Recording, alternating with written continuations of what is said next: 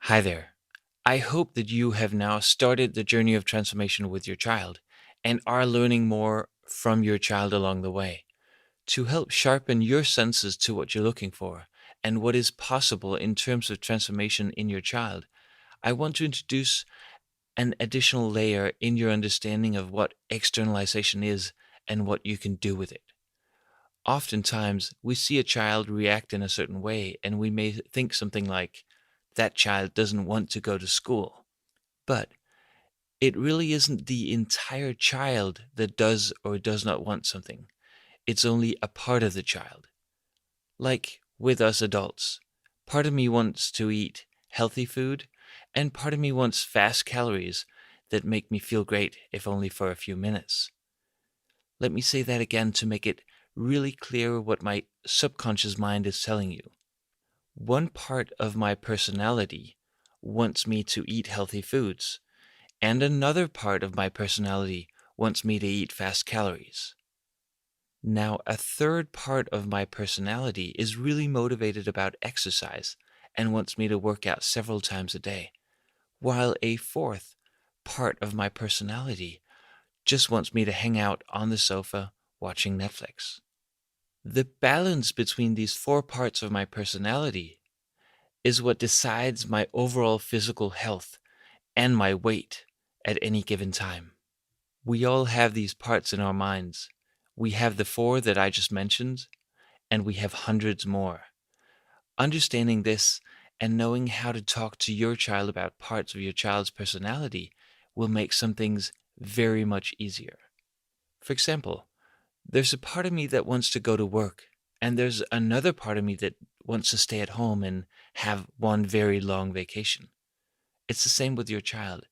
One part of your child wants to go to school, and another part of your child would rather stay at home.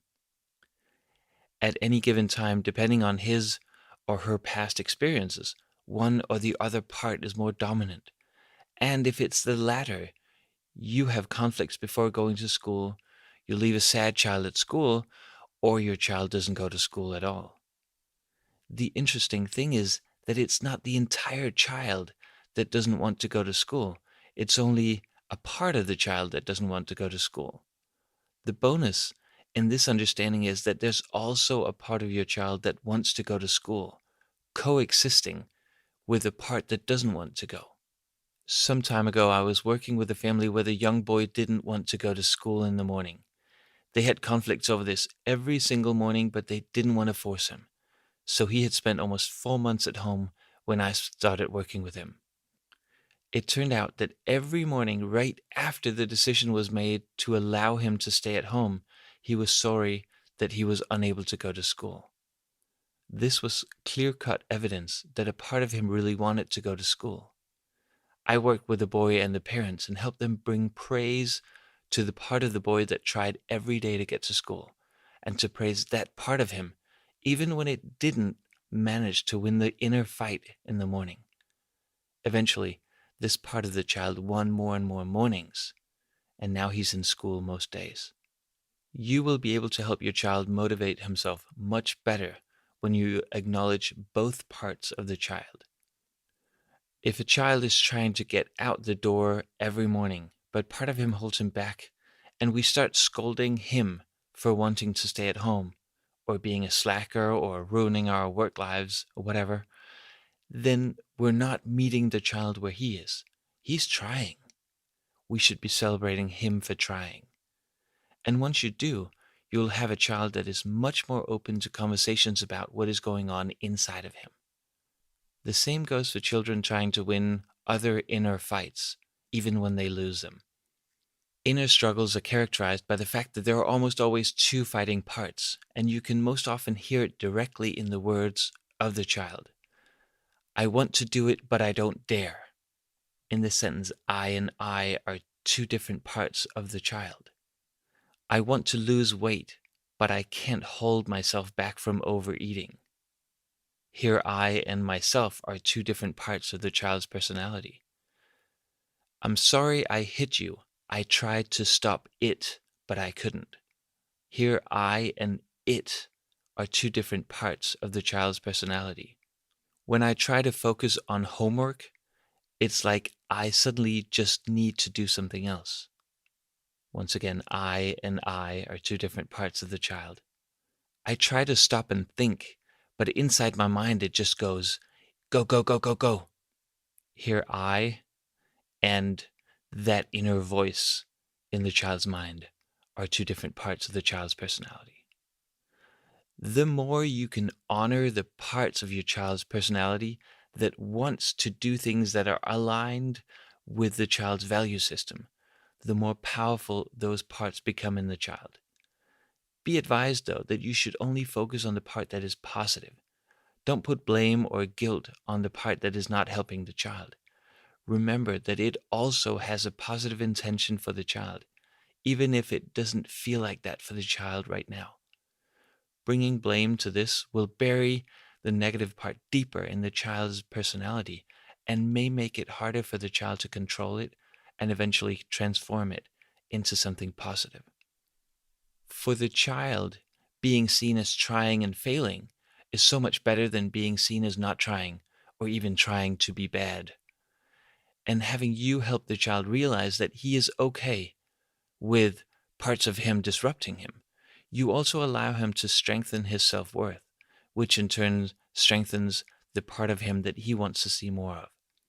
On top of that, once you start talking about these things, you can help the child transform the parts of their personality that are not behaving well.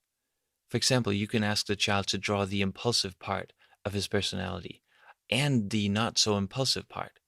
Typically, those two will be framed as opposites and maybe even in some kind of fight with each other. Have the child imagine that he can transform them so that the parts of him become best friends inside of him.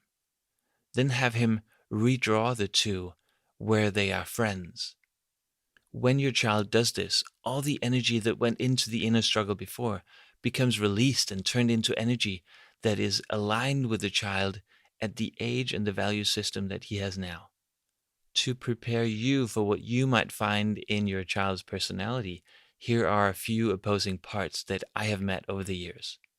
There's the impulsive part versus the overthinker part, the slacker part and the motivated part, the dreamer part and the action part, the degrading part and the uplifting part, the wild part and the careful part, the explosive part and the downtrodden part, the perfectionist part and the indifferent part.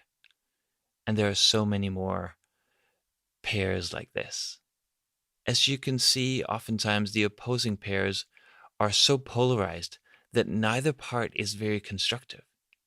And this is when imagining them as friends and drawing or building or explaining them in this new form becomes very powerful because it transforms both parts at the same time.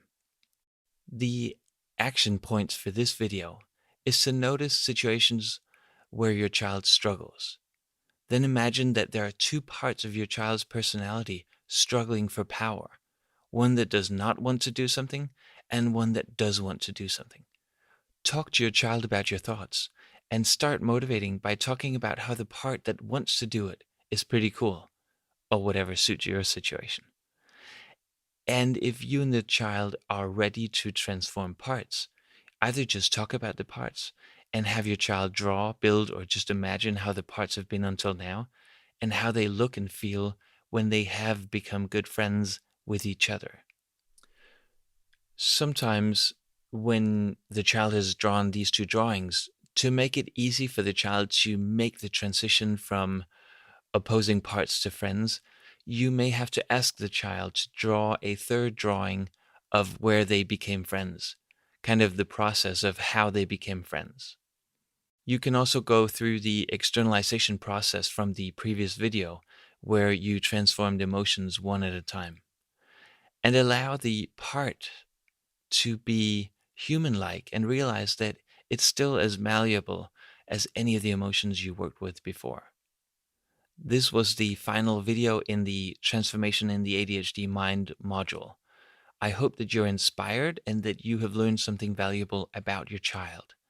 I also hope that you are able to talk to your child in a different way and that the two of you have begun the process of transformation, whether you're doing it directly with your child's active participation or you're doing it just by being you with a different understanding of your child.